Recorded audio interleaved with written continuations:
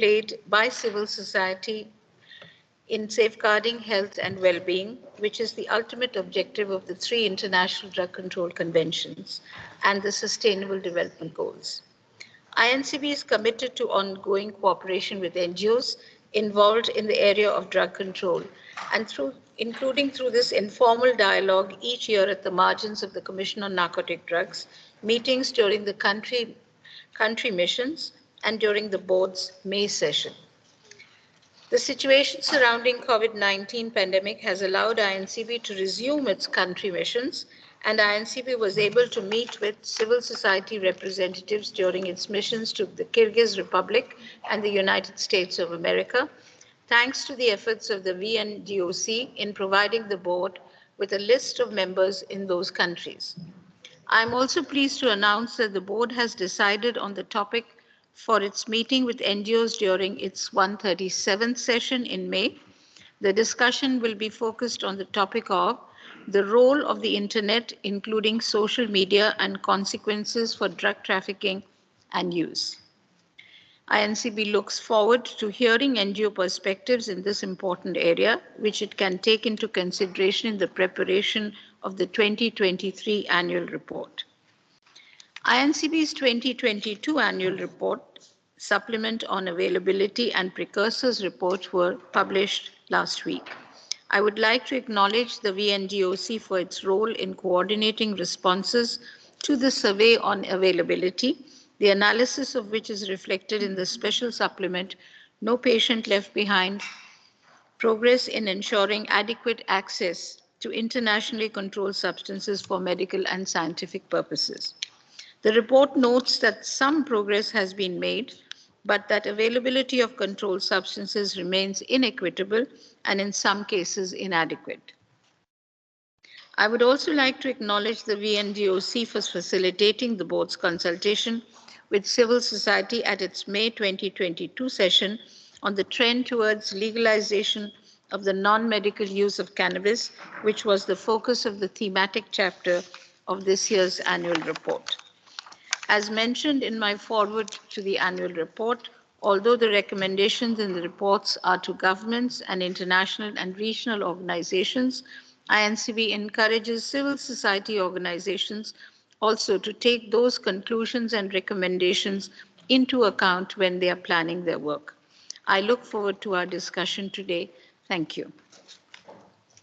Thank you very much, Madam President. It's wonderful to hear the focus of the INCB's report this year, and I believe we actually have a question on that topic, so we will get straight into the questions, I think.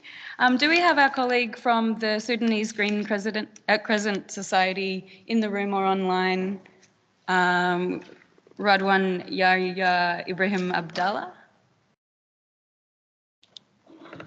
If we don't, I'll ask the first question, if that's okay. How can we as NGOs share our experiences, activities, and knowledge with the INCB in order to gain more insight into the situation in our countries? Thank you. As you know, since the adoption of the 61 Single Convention, the role of civil society in helping to develop a balanced and evidence-based public health policy, including in the area of drug control policy, has grown exponentially. Members of the international community, including states and international and regional bodies, have come to realize the immense contribution made by civil society groups in informing drug policy deliberations, through their sharing of experiences and knowledge from their unique perspective. In recognition of this fact, the board has instituted a variety of mechanisms to facilitate its interactions with civil society groups so that we may exchange viewpoints and perspectives, listen to your concerns, and benefit from the vital vantage point provided by our partners of the NGO community. This very forum is born out of the board's desire to engage with the NGO community for a meaningful exchange of views and to listen to the concerns you raise. In addition, when the board conducts its country missions, an essential part of the agenda is a dialogue with the local NGOs. In planning its country visits, INCB reaches out to the Vienna GOC for help in identifying civil society groups in the country to be visited. We then liaise directly with those NGOs to set up meetings at which they can present their activities to us and lay out any challenges in their work or concerns related to drug control issues within the ambit of the board's work. All meetings are held confidentially without the presence of the host government officials and without the identity of the group or its members ever being divulged. The inputs from civil society groups are taken into account in the board's consideration of its mission to the country in question and are instrumental in the formulation of recommendations to be implemented by the government of the country visited. Having said that, I would also like to say that we would welcome any more suggestions about how further we can interact with civil society and get your inputs. Of course, one way is that you can write to us, write to the board, giving us what exactly are the issues you are concerned about so that we can take it into consideration when we have the face-to-face consultations. Thank you. Thank you very much. We're also very happy to facilitate through the VNGOC any questions that might come through, and we can share them on if that's easier as well. So thank you for sharing that overview. We will move on to our second question. Do we have our colleague from IFSW, Sylvia Frank, in the room or online? Maybe not yet. I'll ask the second question again. Can the INCB please provide an update on the latest developments and discussions around the emergence of regulated legal cannabis markets around the world? Yes.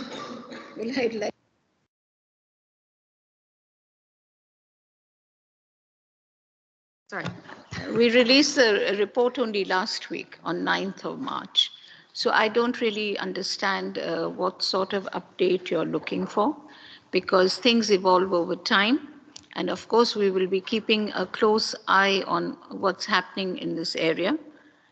And the fact that we have devoted a thematic chapter to this in our 2022 report shows that we are concerned about this new phenomenon. And we have highlighted that pursuant to the 61 Convention, state parties have committed to restricting the production, distribution, sale, and use of controlled substances to medical and scientific purposes only. So that is the parameter within which governments are committed to work. And it also follows that the board considers any legislative or policy initiatives extending the use of cannabis to non-medical or non-scientific use as inconsistent with the legal obligations incumbent on state parties to the 1961 Convention. The chapter also discusses that the legalization of cannabis for non-medical purposes carries with it a host of consequences for public health, such as increased use among youth, decreased perceptions of harms associated with cannabis use, increased potency available in the market, and new means of ingestion, including vaping and edibles, designed to appeal to the youth. Moreover, the purported benefits presented by the proponents of legalization, including the stamping out of the illicit market and weakening of drug trafficking syndicates, as well as the reduction of drug-induced harms, may not be borne out by the facts. Sorry. You did. No, I think there's someone online. Sorry. The board also notes that arguments suggesting that legalization of drugs to address over-incarceration or the disproportionate application of criminal justice responses to minority groups are misplaced. Instead, the board encourages the states to avail themselves of the flexibility provided in the conventions to apply alternative measures to conviction and punishment for offenses of a lesser gravity or those committed by persons who use drugs. In all this, the principle of proportionality is extremely important, and you would have seen in our 2021 report, we have highlighted that there are alternatives like depenalization and decriminalization for personal use, etc., which governments are looking into and have introduced into their legislations. So the convention is not averse to looking at these sort of responses to treat the user of drugs as a victim and not as a person who has to be addressed by penal provisions per se. Thank you. Thank you. That is definitely a topic that is of a lot of interest to a lot of our colleagues. So thank you very much for sharing your response to that question. Do we have our question for question 3 on our list from the Association Proyecto Hombre in Spain, Oriol Esculis? Thank you, Yes. Penny. Thank you. President Pavadia, here. From the perspective of its monitoring role, to what extent do INCB consider that member states are complying beyond supply reduction measures to implement and promote effective drug prevention measures to provide early intervention to children and youth that are more vulnerable to the impact of drug use? Thank you so much. Thank you very much for that question. I would like to just draw your attention to Article 38 of the 61 Convention, which stipulates that parties shall give special attention to and take all practicable measures for the prevention of abuse of drugs and for the early identification, treatment, education, aftercare, rehabilitation, and social reintegration of the persons involved, and shall coordinate their efforts to these ends. So you can see that the entire responsibility for this lies on the states, the member states themselves. However, INCB's role has been to constantly highlight this issue and to try to encourage member states to proceed with putting in place measures and regulations to meet this end. So long as people continue to be affected by the public health and societal consequences of drug use, there will be no such thing as too much prevention. So it's an ongoing process. The need to elaborate and implement effective and evidence-based prevention strategies tailored to the needs of target populations and free from stigma is one which the board continues to underscore in its engagement with the states, not only as a treaty obligation, but as a desirable public health outcome consistent with the Convention's stated goals of safeguarding the health and welfare of humankind. While it is often difficult to accurately gauge the actual harms to human life and welfare prevented through the implementation of drug use prevention strategies, estimates of the financial benefits of prevention related investments show that every $1 spent on prevention can save up to $10 in future costs. This is from some study which we have, which was made available to us. In many states, drug control policy continues to be categorized by insufficient investments in prevention activities, especially those aimed at children and youth. The board continues to emphasize the importance of prevention initiatives and to encourage the provision of technical assistance, the exchange of good practices, and the engagement with civil society groups to strengthen the prevention mechanisms, particularly at the community level. As some of you may be knowing, the Japanese government had a side event the other day about prevention and the need to emphasize that more has to be done relating to prevention and to reduce demand, which is at the core of the whole problem. So in my way forward, which I had recommended was, having been a law enforcement officer, I have participated in the heads of narcotic law enforcement agency meetings, which is HONDIA, which deals mainly with drug trafficking and the law enforcement part of it.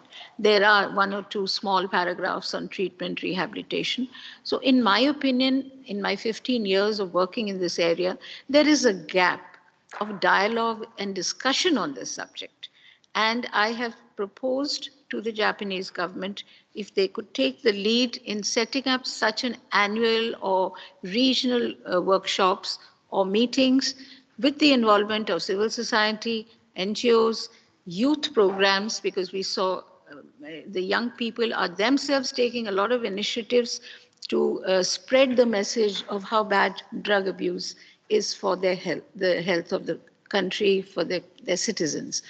So I understand that the Japanese government is prepared to launch the first global meeting on prevention, treatment, rehabilitation, reintegration, the whole package And the whole purpose of this is that people who are heading these organizations, who are dealing in this work, will come to this platform, give their suggestions and recommendations, and then this will serve as a reservoir of good practices and also exchange of information, so that we can benefit from what other people are doing or where it's successful in other countries. But at the moment, we're all in our little silos. We are working alone and there's no cross connection. So that's what I wanted to say. Thank you. Thank you. We also had our very first working group meeting of a VNGOC youth-led working group yesterday, so perhaps they would be very interested in those types of sessions and sharing their experiences in. So thank you. The next question is from Students for Sensible Drug Policy from the United States, Jesse Husbert. Thanks. Thank you, Penny, and thank you, Madame Pavadia. In Chapter 3, Section A2 of the 2021 INCB report, social media exposure is discussed as a significant influence on non-medical drug use, particularly in youth and other vulnerable groups, and the INCB suggests investing in drug prevention programs that make use of social media. What efforts have the INCB made to investigate and promote the use of social media platforms for the purpose of sharing life-saving and harm-reducing drug education information? Thank you. Thank you for your question. Excuse me.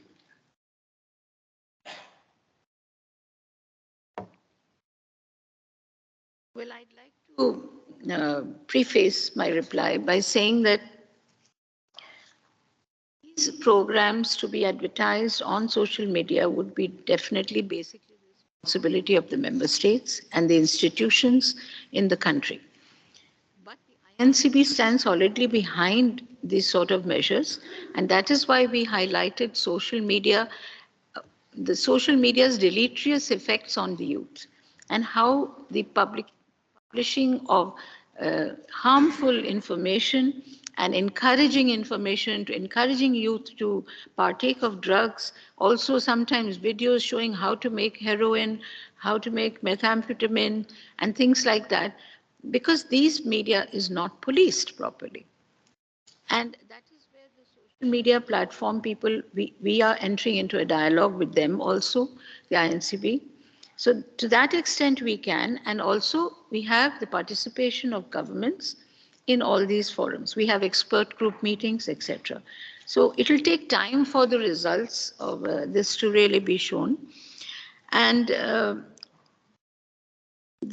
main point in our last report was about social media being a bad influence, but also we recommended that it can be used for a positive thing. And for that, I think the civil society and the NGOs have a very important role to play in this, to police these sort of things, report them maybe if you notice something, and maybe have a small group which is a sort of vigilante group in the area. So this is an untapped potential, which I agree with you we need to do, and we will keep a very close eye on this. And in order to explore this topic in greater detail, the board has decided to dedicate the thematic chapter of its annual report for 2023 to the topic of internet, including social media and drug control. We hope, and this is going to be the topic of our May meeting. So we look forward for your suggestions in this regard so that we can take it into consideration. Thank you. It sounds like there will be quite a few opportunities to feed into that discussion, so thank you. Our next question, as we're getting through time and we're not getting through questions, so we'll hand over to our previous chair of the VNGOC, Esbjörn Hornberg. Thank you, Esbjörn. Thank you, Penny. Madam President, how can INCB use the mandate, space and power of the conventions to protect countries' policy-making process from the interference by the alcohol, tobacco and cannabis industries? Thank you for that very provocative question. As you know, they are a law unto themselves. I don't think that really, if they had public policy and health in mind, they wouldn't be doing these things. But reports indicate substantial lobbying efforts by the alcohol, tobacco, and cannabis industries for the legalization and commercial distribution of controlled substances for non-medical purposes. And this is abounding in reports. If you go on the internet, you'll find a lot of instances. The board has continued to impress upon states that according to the International Drug Control Legal Framework, the use and distribution of controlled substances is restricted to medical and scientific purposes. Accordingly, any steps to allow or facilitate the production and commercial distribution of these substances for non-medical use would constitute a violation of the state's international treaty obligations. It has also underscored the potential substantial public health consequences of legalization on all segments of the population, but particularly on youth. Furthermore, we have shared our observation that in many cases, the anticipation of potential tax revenue was grossly overstated and offset by costs related to the effects of legalization on public health outcomes. So we are watching the situation very carefully. But I don't think we have a very direct role in trying to control these things. We can only make recommendations and try to persuade member states not to this direction. Thank you very much. Thank you. Do we have our next questioner in the room from Mananpur in Pakistan or online perhaps? Yes, I'm online. Oh, okay, fantastic. Over to you. Thank you very much. First of all, good afternoon from Pakistan. Okay, my question is, it is well established that opioid substitute therapy can save lives, but how can INCB further promote and facilitate its use in countries such as Pakistan? Thank you very much.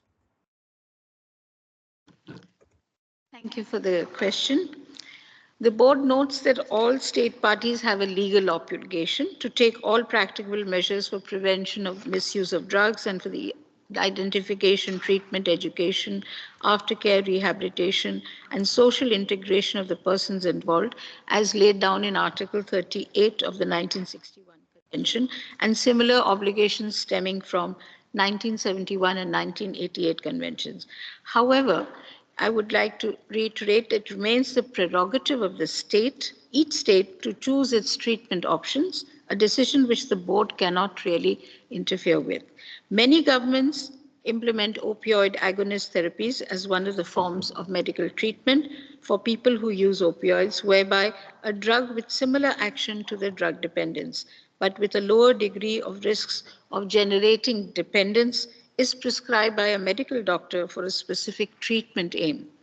The board considers these programs are entirely consistent with the drug control conventions as long as they are conducted in accordance with sound medical practices, and that the ultimate objective of such treatment is the reduction of the negative health consequences associated with drug use. In our 2022 report, we have referred to these programs in our supplement, No Patient Left Behind, urging governments to consider the use of methadone and buprenorphine for the treatment of opioid dependence, where that problem exists given the therapeutic effectiveness of opioid agonist therapy programs. INCB has over the years, and in line with its mandate under the 61 Convention, discussed and confirmed estimates and assessments of quantities of controlled substances governments have needed in order to facilitate the operation of opioid substitution treatment. So we are definitely supporting this treatment, but it's for member states to decide and also to seek quotas or estimates of these substances for use in these programs. And for that, INCB stands ready to support you in that. Thank you. Thank you. For our next question, I'll hand over to Ricky Gunawan from OSF. Thank you for the opportunity. My question is, could the INCB please explain how the decision is made regarding which NGOs and community-based organizations it will meet during its country visits, and how this could be better communicated? For example, which NGOs did the board meet in their recent missions to the USA, and how could INCB better improve this engagement? Thank you. Thank you for the question. I have already actually answered this question, but I'll repeat it. The INCB, when it has a board mission, we reach out to the Vienna GOC, who will give us a list of names of NGOs working in that country. Then out of that, depending on our program and time, their availability, our availability, we select 2 to 3 NGOs to meet during the mission. And I'm sorry, I cannot divulge the names of the NGOs we met for their own safety and security, because then they will not be able to honestly come out with anything which is against or, give us input about what's actually happening in the country. Because we hear the official view, but we want to hear the NGO view. And that's why, to protect the confidentiality, and so they're not targeted later by the government for having said something against the system. So we do have and we go through Vienna NGO, we don't do any selection on our own. They are the ones who inform us, those who are registered with the Vienna NGOs. I hope that answers your question. Thank you. Yeah, thank you. And I guess on behalf of the VNGOC, that's a kind of good reminder for everyone to keep up their membership and continue to engage. So thank you. And we do very much appreciate the confidentiality given to NGOs when they interact with the INCB. Our next question is from the USA, Dennis James Boyver. Do we have you in the room or online? I'm online. Great, well, over to you. Has the INCB produced, or does it plan to produce, any guidelines regarding asset forfeiture to ensure such measures are implemented in a just and reasonable manner? Thank you for the question. The board has not produced so far any guidance on asset forfeiture as such, but we did dedicate the thematic chapter of the 2021 annual report to illicit financial flows related to drug trafficking and their impact on development and security. In the context of that report, a variety of recommendations were put forward for the consideration of governments, which are summarized at pages 123 and 34 of that report. As a supplementary, I would like to say that I had the opportunity of working in asset forfeiture back in my country when I was in the government. And the thing is, the 1988 convention talks of asset forfeiture, and it has a system whereby when a drug trafficker is arrested, his properties are frozen. First, they freeze it, and then they evaluate the valuation. They see all his assets and do what is called a net worth analysis. So if the income does not match with the assets, then that shows that these assets have been procured through criminal proceeds of drug trafficking. And then there's an elaborate procedure whereby a hearing is given, proper due process of law is followed, and where the other person is given a right to defend himself. And then after freezing, the forfeiture order is passed. Then after forfeiture, there are certain problems which arise about what you forfeit, a car or an aeroplane or a boat, then what do you do with it? So there the governments concerned have to lay out these details, how they want to utilize these proceeds. And in some countries, the judicial system wants that you, if you lose the case, if the government loses the case against a drug trafficker, you have to return that item to them. So some countries have put in their legislation that the value of the item will be compensated to the trafficker if he's released from the charges. So this is something, and thank you for flagging this issue, and I think the board will have a look at it, and maybe we can have a special global issue on this and try to highlight what governments can do to push this forward, because it's important that illicit proceeds of crime should not be allowed to get away. Thank you. Thank you. The next question is from our colleague from the International Centre for Ethnobotanical Education, Research and Service. Do we have Maya in the room? Over to you.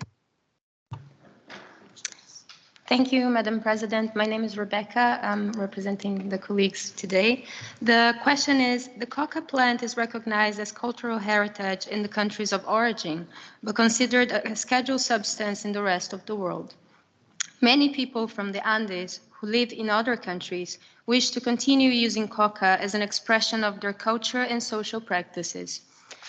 How can INCB ensure that the human and cultural rights of migrants are respected when people are traveling or living outside of their country of origin where the coca plant is considered cultural heritage? Thank you very much. Thank you for the question. I draw your attention to a booklet we have released regarding what travelers should have with them when they travel with controlled substances. But I don't think that coca will be covered in that because it's not by prescription. You have to have a prescription and you have a medical, prescription for that. And maybe the country where you're going to may be more strict about coca leaf than about this. And I again draw your attention to coca leaf as it's defined in the narcotics drug in the 61 convention and listed in Schedule 1. Addictive and liable to abuse. That is the basic schedule. The control measures applicable to coca leaf include the provisions of Article 4, paragraph C of the Convention as a general obligation for state parties to limit exclusively to medical and scientific purposes, and the production, manufacture, export, import, distribution of trade in and use and possession of drugs. So if you look at this definition, as of today, I don't think you can carry it with you because it's not protected under the convention. Article 49 had been put in the convention in 1961 with a 25-year window for such substances, including opium, which was in my country also used traditionally for cultural purposes, and coca, etc. And after 25 years, these provisions have lapsed. And thereafter, they have not been, nobody has tried to open up this issue, but I think this CND, we did hear one or two countries raising this issue once again. So if it's decided by consensus, then maybe in the future there would be because it has to be a drug, it has to be prescribed. And I don't think you have prescribing of coca leaf as such back in your country. I am not very much aware of what are the things. So considering that this 25 years has lapsed, so there's no use, traditional use of coca is not permitted under the 61 Convention, except in the case of plurinational state of Bolivia, which in 2013 withdrew and re-acceded to the single convention with a reservation on coca leaf. The traditional chewing of coca leaf and the consumption and use of coca leaf in its natural state for cultural and medicinal purposes are permitted exclusively on the territory of Bolivia by virtue of that reservation. But I think there are certain rules and regulations for how they will keep an account of how much is being used for that purpose. So it's not, it's not unlimited. Because we have to remember that the coca leaf is used ultimately to make coca paste and then cocaine. And in our report, we have highlighted that the cocaine production is an upward surge, and it is moving now to Europe for manufacture of cocaine. So you can't really divide these two things, but that has to be evaluated by the CND and the WHO. Maybe a review has to be done, it has to be asked for, and then if it is agreed to, then maybe in the future there may be such provision. Thank you very much.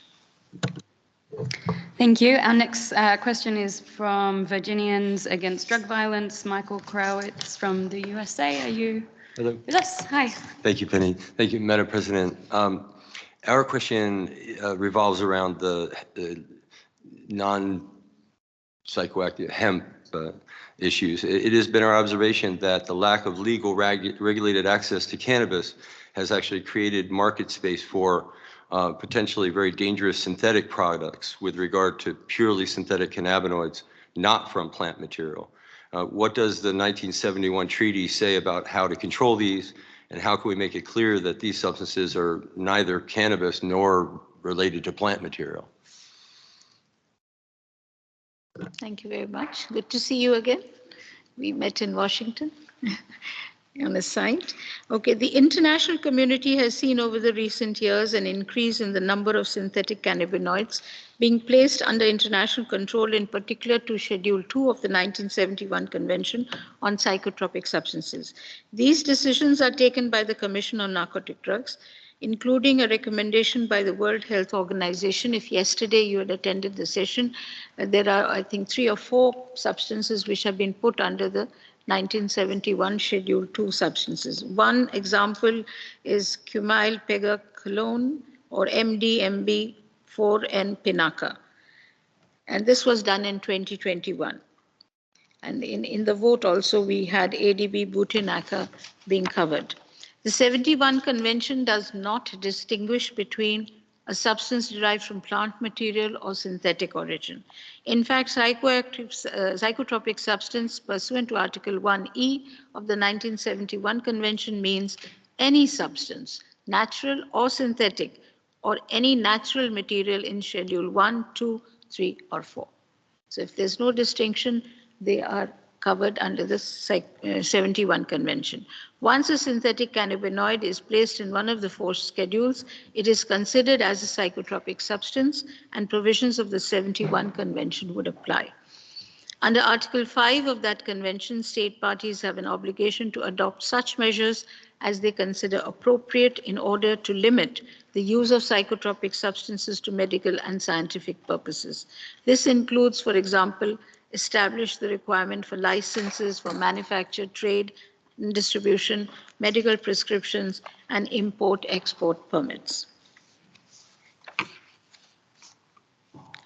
I don't think I agree with you that the lack of legal regulated access has created market space for sin. They were always there.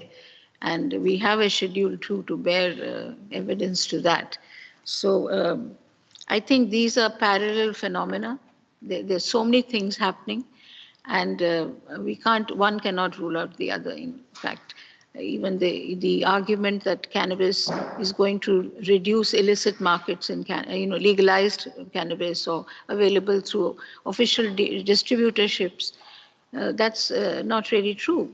To the contrary, we have heard that the illicit market is flourishing because it's cheaper to buy from the illicit market than to buy from an official.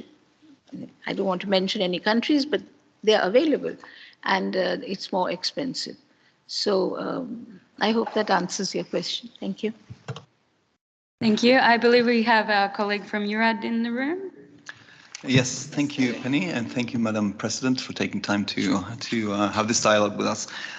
My question is regarding that we see some countries are now either introducing or proposing drug policy reforms, including legalization of controlled drugs, as part of pilot studies with scientific follow-up.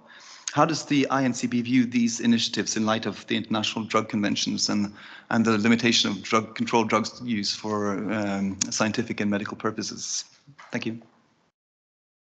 Thank you for the question. The board has taken note of the adoption or consideration by some states of measures affecting the legal control measures applicable to controlled drugs, in particular cannabis, in order to allow its use for non-medical purposes, including those which provide for the creation of a regulated market for the distribution and sale of products for non-medical use. I would like to reiterate that 61 Convention establishes in its Article 4 general obligations that parties are to take such legislative and administrative measures that may be necessary for carrying out the provisions of the Convention within their own territories and to limit exclusively to medical and scientific use. As the board has repeatedly emphasized, the limitation of the use of controlled substances for medical and scientific purposes is the fundamental principle that lies at the heart of the international legal framework for drug control and allows no exception.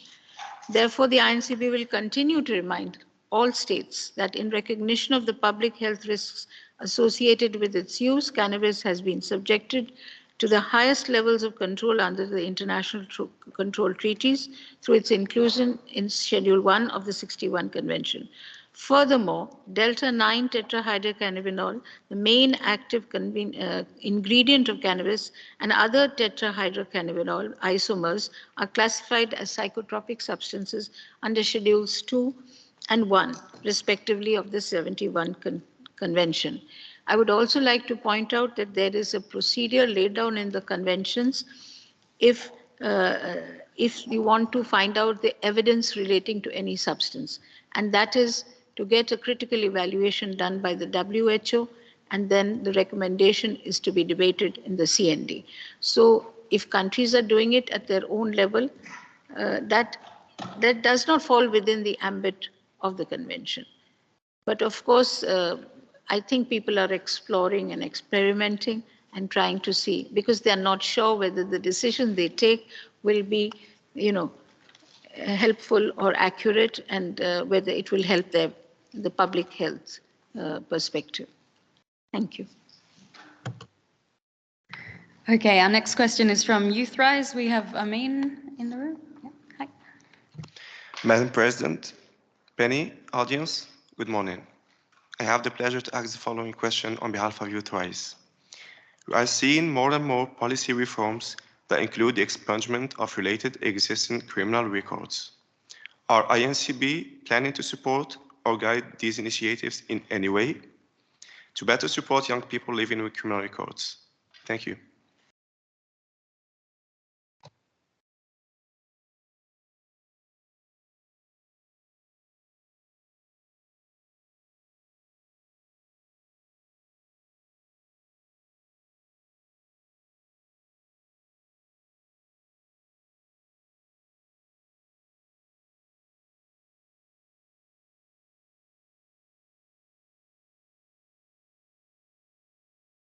Thank you for the question. States have an obligation under the Drug Control Conventions to establish certain behaviors as punishable offenses and to ensure that serious offenses are liable to, I emphasize the word serious offenses are liable to adequate punishment, including by imprisonment. However, that obligation is subject to the constitutional principles of the state and to the principle of proportionality, which sets forth that the punishment should be proportionate to the gravity of the offense and the degree of responsibility of the person having committed it. In addition, Article 36, subparagraph 1b of the 61 Convention, to Article 22, subpara 1b of the 71 Convention, and Article 3, subpara 4b and c of the 88 Convention, states are not obliged to adopt punitive responses for minor drug-related offenses, including possession of small quantities of drugs for personal use committed by people who use drugs. INCB has continuously encouraged states affected by high rates of arrest and incarceration for minor drug-related offenses, including those committed by drug users, to consider availing themselves of the possibility of provided by the International Drug Control Conventions to adopt a non-punitive response. In such cases, the conventions provide the possibility for alternatives to conviction or punishment through treatment, education, aftercare, rehabilitation, and social integration. They allow states to focus the most severe penalties on more serious forms of crime, such as trafficking, money laundering, giving states a certain discretion in the legislative and policy choices they make in implementing their obligations under the three conventions. There is no obligation stemming from the conventions to incarcerate drug users who commit minor offenses. And board notes the discretion to adopt criminal justice policies that include alternatives to conviction or punishment for minor offenses. Where states have provided legal penalties for more serious categories of drugs, including traffic, the principle of proportionality must continue to act as a guiding principle. In the 2022 report, the board has reiterated this principle of proportionality related to criminal justice matters, and that the adoption of alternative measures may constitute an integral part of a balanced and human rights-based approach to drug policy. While the issuing of amnesties or expungement of existing criminal records is a public policy choice left to the governments concerned, it can be considered to be consistent with this approach. Thank you. And sorry for the mix-up there in the order. We'll just continue back with the order on the list again. So we'll be back to question 12. Yeah. Do we have our colleague from Costa Rica on the line or in the room? No, I'll go ahead and answer that, ask that question. So what kind of sanctions has the INCB imposed on countries that have legalized the use of both medicinal and recreational cannabis? Sorry. Thank you for the question. I think I've already pointed out that we cannot only use these substances for medical and scientific purposes as per the conventions. So definitely we are monitoring what countries are doing in this regard, and there are certain articles under the conventions, Article 14 of the 61 Convention, Article 19 of the 71 Convention, and Article 22 of the 1988 Convention, which give the board powers to examine and discuss and have a confidential dialogue with these countries about these matters. And only if we come to a conclusion after detailed analysis and study of the situation in that country, we have the option of recommending to the parties, to the ECOSOC, as well as to the ECOSOC and the CND, that action should be taken, not action should be taken, that this has come to our notice and we feel they are in flagrant violation of the conventions, and then it's left to the CND to debate and decide whether any action, further action is. So the final action which could possibly be taken as per the conventions which were laid down in 61 was, embargoes on import, export of controlled substances, etc. But there's only one country which we all know who is suffering due to many political and other issues, is Afghanistan, whom we have invoked Article 14 and 14 bis, where we are asking the international community to provide aid and relief to the people of that country, which are really suffering from a mix of problems. But apart from that, we have not imposed this article on any country, and we are in the process of talking to the various countries about this. So it will only become public when, and it doesn't mean that we are not working on it. We are. Does that answer your question? I mean, you're not the person who gave the question. Thank you. Okay, thank you. The next question, do we have Myrtle or Farid in the room yet to ask the question? Thank you. Thank you, Penny. Hello, thank you, Miss. So the question is, what is the procedure in place for the handling of data reported by state parties in the Form C, Part 2B, on the amount of cannabis for non-medical or non-scientific purposes traded in their legal industry, and the publication of these data in INCB annual reports? Are there specific procedures for the collection and publication of data reported under the Article 2.9.b of the Single Convention? Thank you, Mrs. Chair of the INCB, for your answer. The conventions require reporting on controlled substances, including cannabis, cannabis resin, and extracts and tinctures. Under the 61 Convention and under the 1971 Convention, THC and its isomers and delta-9 THC are to be reported. Parties of the convention are required to report the licit production, utilization, and trade quantities to the board, and these quantities are limited to medical and scientific purposes. Any other purpose is not considered legitimate. There are some exceptions in relation to cannabis, for example, Article 28, which states that the control requirements of the convention shall not apply to the cultivation of the cannabis plant exclusively for industrial purposes, fiber and seed, or horticultural purposes.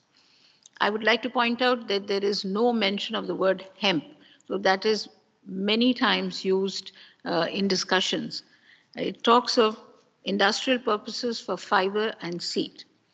Countries are required to report the quantity of cannabis and cannabis-related substances as they relate to medical and scientific purposes and the illicit purposes according to the conventions, with the exception mentioned before. Therefore, board does not receive data or information on purposes other than those required by the conventions.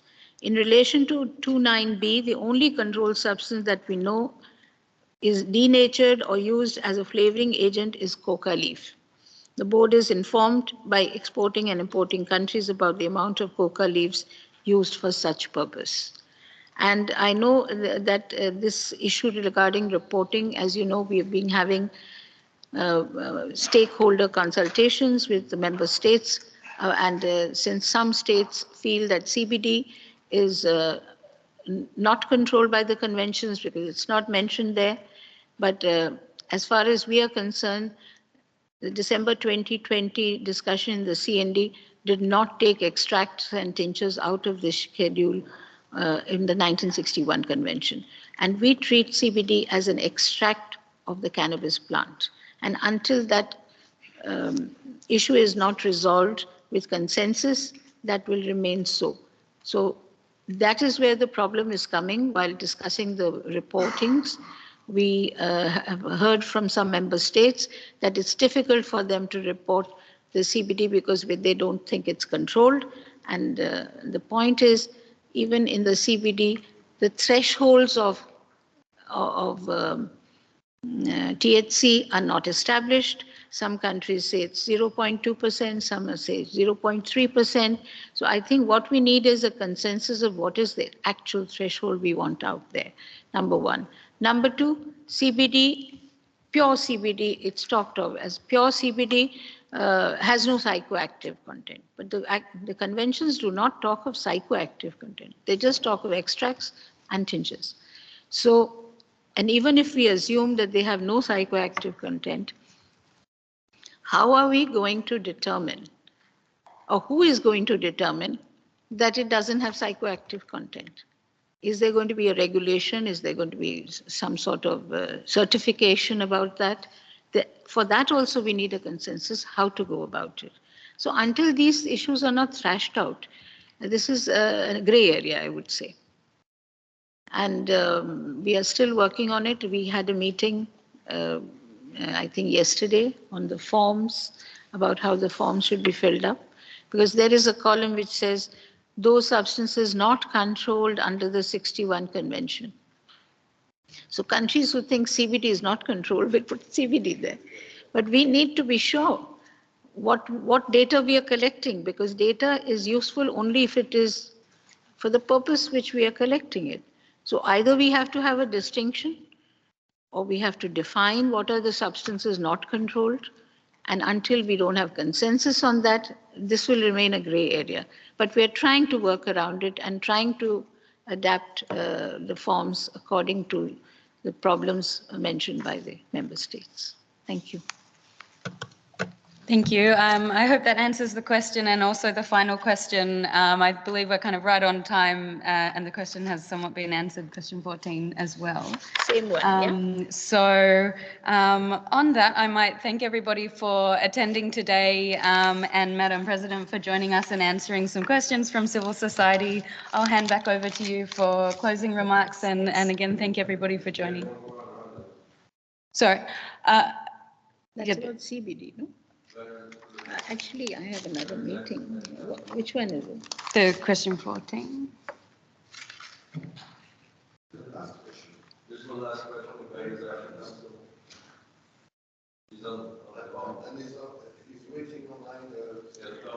I think I have already answered that question. No, it talks about hemp and CBD. So I did mention that CBD is controlled under the conventions as of now, because of the various problems of definitions. Yeah. No, industry, no. The countries are responsible for ensuring that it's for medical and scientific purposes. So it's not that the industry has got to do anything. It's the countries who have to ensure that it's controlled. Yeah, okay. Yeah, thank you. Thank you, and sorry for that. We might hand over for closing remarks. Yes. I believe you do have to head off to another meeting, but thank you, everybody. As our informal dialogue draws to a close, I would like to thank Ms. Hill for chairing this meeting and thank the NGO representatives who participated today. Thank you for sharing your insights and for your continued interest in the work of the board. I understand that your annual General Assembly will be taking place this afternoon and wish you all a successful meeting.